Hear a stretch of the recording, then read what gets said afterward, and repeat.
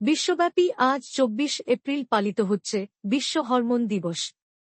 এবার দিবসটির প্রতিপাদ্য হরমোন যেহেতু গুরুত্বপূর্ণ, এই নিয়ে সচেতন হন। অনেকেই জানেন না হরমোন কি এবং হরমোনজনিত রোগ বলতে কি বোঝায়। একটা সময় শুধু ইউরোপেই এ দিবস পালিত হতো, কিন্তু ২ বছর ধরে বিশ্বের অন্যান্য দেশেও দিনটি বিশ্ব হরমোন দিবস হিসেবে পালিত হচ্ছে।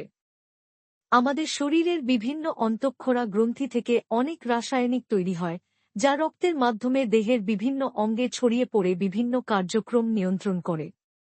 গুরুত্বপূর্ণ হরমোনগুলো হল insulin, thyroid hormone, cortisol, sex hormone ইত্যাদি।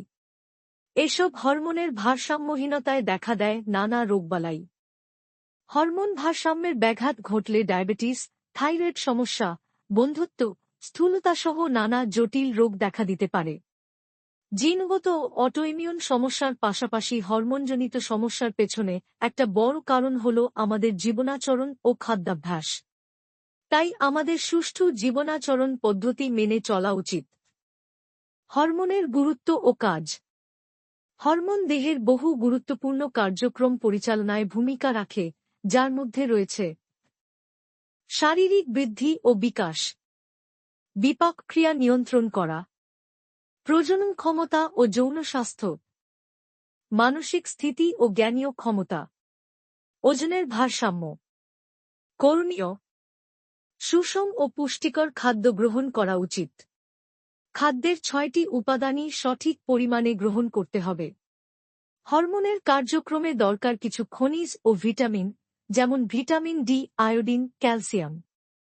নিয়মিত কায়িক শ্রম ও ব্যায়াম হরমোনের ভারসাম্য রক্ষায় সহায়ক।